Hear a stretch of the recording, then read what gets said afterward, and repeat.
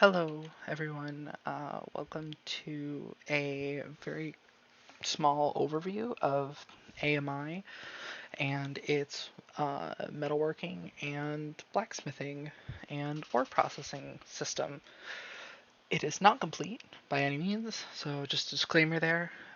But I think the proof of concept should speak for itself. I think it works very well. So with that, let's take a look at it. Um, None of the items are textured, so just forewarning, they have textures but are uncolored. They're all interpolated textures. First off, let's start with ore clusters. These can be gotten from ore. When you mine it, you end up with one of these. Pretty much just like how vanilla does it now in 1.18. These are essentially that. You get one of these for every time you mine an ore. So this one is geothite, which is an iron ore, an iron sulfide ore to be specific. That doesn't matter until way later, but that is clarified in the tags just in case you need to know. It is a metallic ore, and as said here, it requires simple processing versus wolframite requires advanced processing, so we'll show you later that you can't do the same things with it. And then there's chalcopyrite, which is copper ore, essentially, one of several. So yeah, once you have these ores, you can do a couple of different methods of processing them. The most basic is to smelt them. So I can smelt my geothite into iron, so I'll put a 4 in there, and we'll put 4 in the blast furnace for this. And I wanted to make the Cube.js version. I still have to remove this recipe. There's a bunch of recipes that still need removal. Most of them that need removal for this system have been, but of course, I'm not perfect. So I haven't gotten every single one. Alright, so our copper is done in the blast furnace. We're going to go ahead and pull that out. And it's also done in the furnace, so we're going to go ahead and pull that out. So our next stop in processing this is going to be the melter. So you can't really do much with ingots. There's several recipes that require them. Several, I say. They're useful for a variety of things. Most of these are not going to stay, so like this and these classic alloying recipes, these aren't going to stay that well, of course. But there's a bunch of stuff you can do with the base ingots, but a lot of that is not going to stay. What you can do, however, is melt them down and do other things with them. So we're going to start off by just melting down our copper, melt down all 4 ingots, and I'm going to go ahead and grab some casts. We're going to need an ink cast, and we're going to need this, the bar stock cast. Now it doesn't have a texture, but needn't worry, it still functions the same. So yeah, we'll use some charcoal for this. So I've got 4 ingots of copper.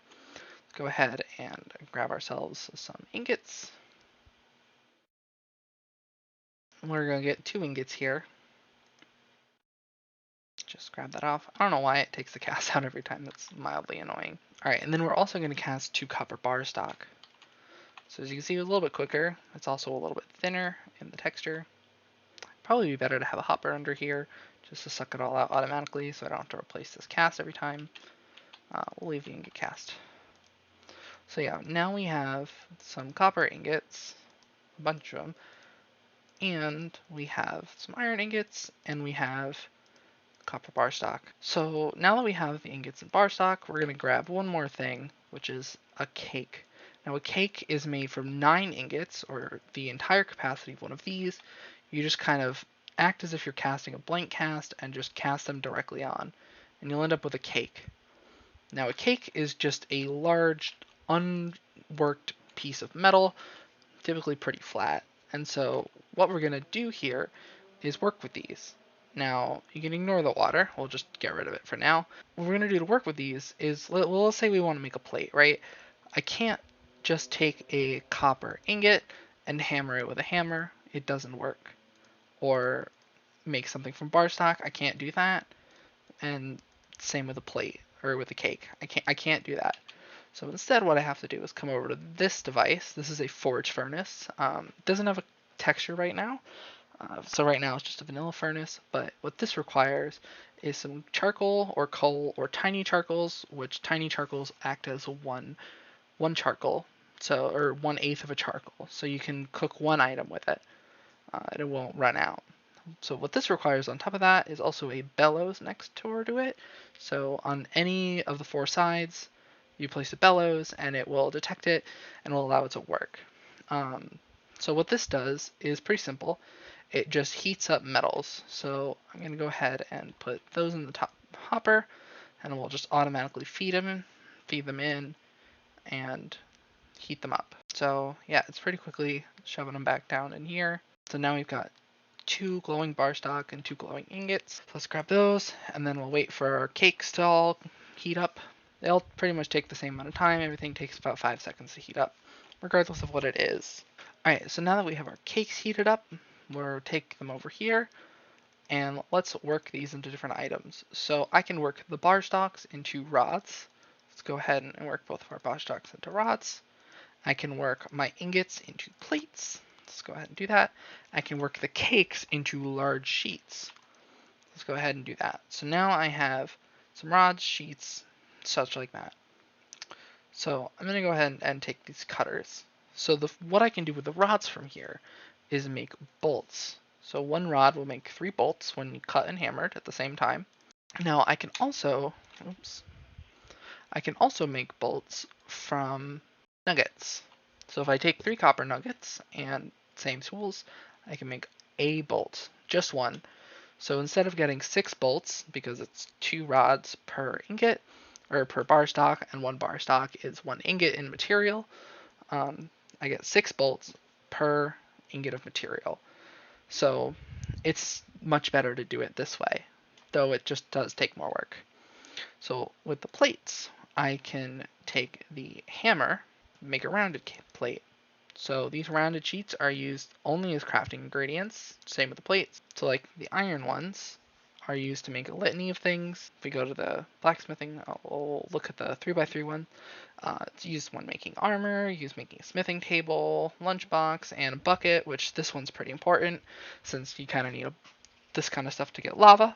So yeah, this is how you make a bucket in the pack. You need rounded sheets, bars, and bolts. So before you can even get lava to make a smeltery, you need those equipment. Now the large copper sheet, you can't directly work into anything. Normally you'd be able to just work it into something, but nope, you have to come back to the forge furnace and heat them back up. Now, the large sheet is used as a crafting ingredient sometimes. It's used for several of the higher tier crafting tables. But yeah, instead you have to heat it up to work it further, because it is pretty big and very pretty solid. So let's take this, and with some cutters and a hammer, I can make a coil. Now the coil doesn't really do much. It pretty much just is. It's not really used. Not many of them are used. Like it's used in making a mixer and a feeding trough at the moment, but that's about it. Other than that, it can be crafted further into wires, but that requires a 5x5 grid because it requires 3 tools to make the wires, and you get 2 wires per ingot of material, since this is technically worth 1 block of material. This is just 1 for chromium. I don't know why you need chromium wires, but hey, it's available to craft. You can also melt this back down into 1 block of material or 1 pane, as you can see. So yeah, that's pretty much what you can do with metalworking. There's also in here dusts and tiny dusts. 1 tiny dust is 1/9 of a dust, so it's 1 nugget and 1 ingot. And then there's also mechanical components, which don't have crafting recipes yet, but these are essentially the immersive engineering item, and there's a variant for all the different metals.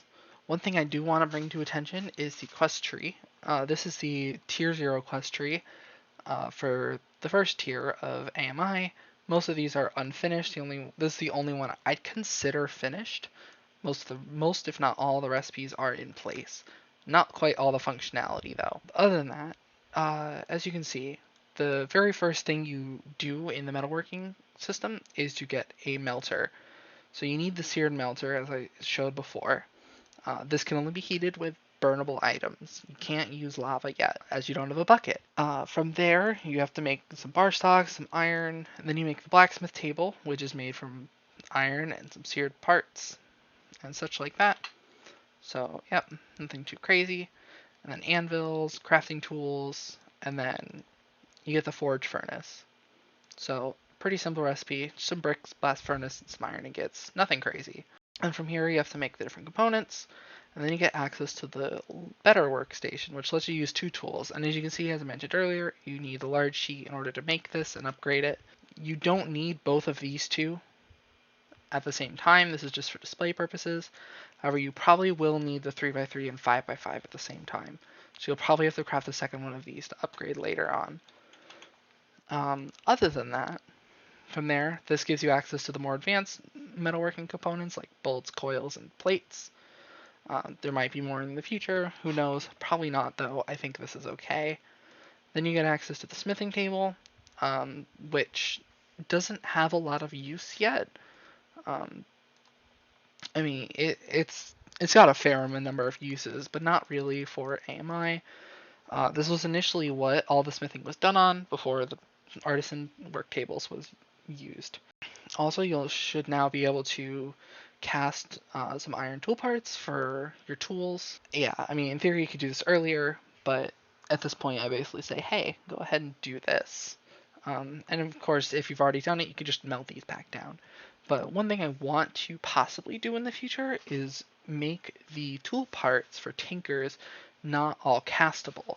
So there's a fair number that should remain castable, but there's some like heads for different things.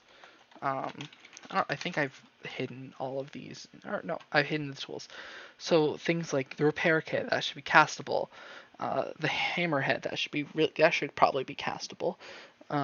But like the pickaxe head that should be worked, the axe head should be worked.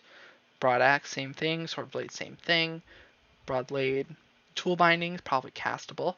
Plates definitely castable. Handles castable. So some of these I would like to A, create more variants for all the metals this pack introduces, and B, eventually rework how Tinkers works.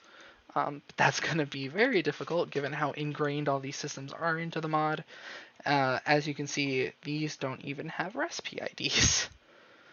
So, it's kind of hard to do this all with Craft Tweaker and Cube.js. But that's beside the point. That is future plans. What I want to go over next is better ore processing. So after a little while, you should gain access to double ore processing. That happens at the end of Tier 1. So after you've gotten a smeltery, basic crate equipment, some early alloys, you get access to ore doubling. So it's pretty simple. It basically works how Create does, where you crush your ore and then wash it. So go ahead and demonstrate. If I take my chalcopyrite, let's crush down 6. And same with the geothite. As you can see, they get crushed. But if I take the wolframite, you kind of just see it just gets deleted. You can't process it through here. So I got 11 of each. That's pretty okay for 6, given that it's a 50% chance to get an extra one. So in theory, I should get 9 for both. So 11 is great. So from there, you come and bring it over and you wash it. So behind this, so behind this is a fan. This is a wet sponge sail. It basically acts as a block of water, but as a solid block so that, you don't have to deal with fluids in your factory. So yeah, you go ahead and wash these. And you can see they turn into little tiny nuggets. So you get a whole bunch of them. And you're going to have to melt down all the nuggets. So for each one of these, you should expect to get anywhere between 10 and 15. You get a 50% chance roll on 5 different nuggets on top of 10 guaranteed. So in the end, you should end up with about 12.5 average per, giving you about 2.1 times your ore production overall. So yeah, then from there, you bring them over to a smeltery. Looks like I filled that up. And you just kind of melt them down. So currently, I'm using liquid starlight just to make it really fast. Ideally, at this stage, you'd only have access to lava, given that the next few tiers require the nether and immersive engineering steel and stuff that you wouldn't have at this stage in the game. And liquid starlight is currently the best fuel in the game that's been added. But as you can see, fuel is what determines each age. I'll go more in depth in that in the next video or the second to next, who knows. This will take a bit to melt down all the copper and iron. There, I should be able to put this in now. Yep. So yeah, now we got some iron. It's melting one nugget at a time. Probably speed this up with like create parts because I'm pretty sure that these interface with create, the chutes, so that shouldn't really be an issue if you're just doing it one sequentially along a conveyor belt. The only reason I'm not using lava at this moment is because it is bugged and I somehow have messed up this recipe to make it so that I can't use lava. So I have to fix that and fix the temperatures since lava is meant to be 1000 C. I don't know if it mentions that. No, it doesn't. But yeah, it's meant to be 1000 C. So yeah, I'll just let this melt. And I should end up with plenty of copper and iron from my 6 ore. 6 copper ore ended up giving me, what would that be? 15 ingots of material from 6 ore? That's really, really good. That's way above average. Same with iron. That's certainly above average. So that's not bad. I got some pretty big luck on those ones. So yeah, 6 in theory would turn into 12 or 13 ingots. So 15, not bad. Benefit of making a luck-based system, I guess, and only using a few. So next I wanted to go over how to process gemstone ores, because you saw these are all metallic ores. Now there are gemstone ores such as Certus quartz and amber and kimberlite. Now kimberlite is diamonds. So as you can see, it can be processed for diamond, and this can be processed for Certus. And these are both simple ores. They require simple processing methods, whereas this one is an advanced ore, as it requires you to process it because it's from the end. So the ender ores require their own processing method. Same with the nether ores. All the nether ores are tainted. All the ender ores are just covered in endstone, which, requires some other processing methods. So as we saw with the wolframite, this would not process properly. So what I'm instead going to do is just throw in the Certus. We'll put in 4 of each.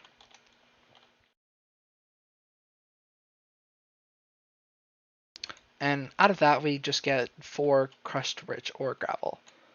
So, yeah, from there, we do the same thing. We wash it, but instead of getting raw nuggets, instead we just get the result at a rate of 2.1.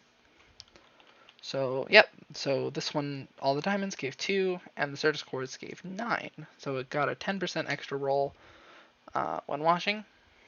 You can see, 10% chance. Now, you might be wondering, is the only way to get anything out of these to have the crushing wheels, which is, there's a no, that's a no. You can definitely get these earlier. What you're gonna need is water, though. So if you get a few buckets of water, and you right-click your blacksmith table with it, you'll fill it up with some water. So what you'll need is a hammer and a mortar, and you take your cluster, which essentially acts like a geode in this case, and yeah, you can just craft that, and it breaks it open. So there you go. 5 ore makes 5 diamonds. Same thing with Certus, but not with amber, because you gotta process this first. You can't just crack these open. And you use 250 millibuckets of water per craft. So that's pretty much it when it comes to simple ore processing methods. There's really only those distinctions to make. And, the metalworking, pretty simple. All these are just crafting components. So yeah, we're going to move on from there and head over to this big hole over here in the ground. I've used World Stripper to go ahead and remove all the stone and dirt and everything to allow us to look underground. And as you can see, there are no ores, or, well, not many ores. There's no real veins of ores.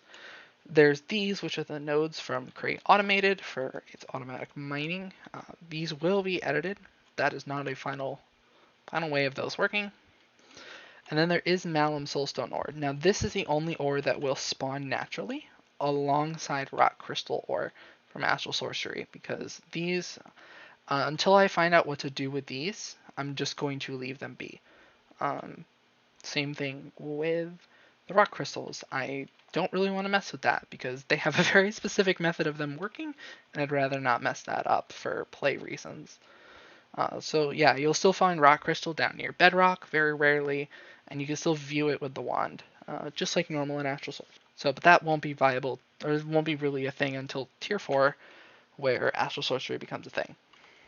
Other than that, there are a ton of different stone variants. Stuff like scoria and rocky stone. A lot of these are probably going to be tuned down. There's a ton of it.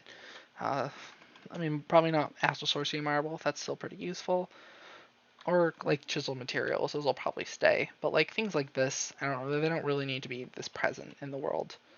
Especially since there is the terraforged strata that exists in the world. So, you know, blocks like weathered limestone and dolomite and limestone and dolomite and gabbro and granite and scoria and stone and those kind of things. Yeah, actual stone still exists. All of these exist in strata throughout the world. This is how Terraforged seems to do its generation. I really like it, so I'm keeping this. It will mess up your inventory when mining, but thankfully you don't have to do a lot of mining. So yeah, you don't really have to worry about it since you're not going to be doing a ton of mining, since most veins are like this. You have the prospector's pick, which allows you to search for these. These are large veins. So this one here is a tealite vein, which is a tin ore, tin sulfide to be specific. This one will spawn alongside a couple things like apatite. I don't really completely remember all of these off the top of my head, but and the leaded galena in this vein as well. So yeah, all the different veins, you know, they are mix of ores. So like this one is quartz and certus. So yeah, if you see quartz, it could be mixed with uranium or certus or a couple other things. But yeah, that's its own dedicated vein. Or here's a redstone vein.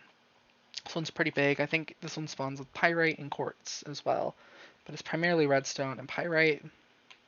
Pyrite is an iron ore, or fool's gold, technically. This one here is sperrylite and cooperite, which is a platinum vein. So there's two different kinds of platinum. These are pretty rare, so it's kind of lucky that we found one. And this here is a galena vein. So galena veins come in two different ores. There's leaded galena and silvery galena. Each one requires their own processing. So yeah, they're both lead and silver silicate. Since technically galena is just lead and silver bound together, I've used silicate as a descriptor to kind of say that, I guess, mixed together in this case. So as you can see, silver can't just be smelted. You have to cast silver and get the molten silver through melting, or you have to get it through melting, and you have to melt the nuggets, which you can only process silvery ore through this method. You cannot smelt it. Unlike lead, as you can see, I can just take leaded galena and yeah, I could just smelt it or process it this way. So silver is gated behind ore doubling for a reason, in order to make sterling silver, which is necessary for tier 2 as a primary material. So you will be gated with silver. So if you run across silver in the world, you probably won't be able to process it for a while. So it'll just kind of stock up. Oh, triggered a mob trap. This here is a bitumen vein, so this is Geolysis bitumen. Of course, it's a custom vein, but it uses the Geolysis bitumen item, and you pretty much mine coal and bitumen for that item. You don't have to process it that much, if at all. If you silk touch it, good for you, but you still can't really do much from there. So yeah, that's the third type of ore, technically, I guess, a coal ore type. So yeah, that's pretty much ore generation. These veins will generate in 1 out of every 10 chunks. And normally on the surface you'll be able to see samples, but for some reason I haven't got that to work yet. So I'm still figuring that out. And that's the easiest way to determine what chunk has ore. So much like Terraformercraft, since Geolysis is inspired by that, that's how the ore generation will work. You also have access to the Prospector's Pick, which has 256 durability. But yeah, so it found in its vein, it's really loud, apatite, galena, and quartz ore, and a couple other things. Later on, you'll have access to the scanner that is featured in Omnifactory. As you can see, it will reveal all the ores around you. Oh, look, there is a cassiterite vein over there that is hidden from us at the moment. So, yep. Oh, and look, there's a magnetite vein right here. So yeah, this one is one of the rare iron veins. Also lucky. It also, displays some other things, but primarily this will display all the ores within a short range of you. It'll also be configured for color once colors are added to the ores, hopefully by next video. So yeah, that is essentially what we're looking at for ore generation. You should expect to get this in Tier 3 once you have access to power, since that is when power becomes a thing. And you can charge it because it requires power when you're outside of creative mode. So yeah, that's pretty much it. That's pretty much all I wanted to go through. I will be covering the quest trees tier 1 and 0 for 0 and 1 next time, as well as probably a couple other feature sets. But for now, that's what I want to go through. Just a proof of concept. It's not perfect. There's definitely a lot of kinks to work out in the system, but generally speaking, I like to think that this system it's a good demonstration of what is possible with things like CubeJS and CraftTweaker. So anyway, that's it. See ya.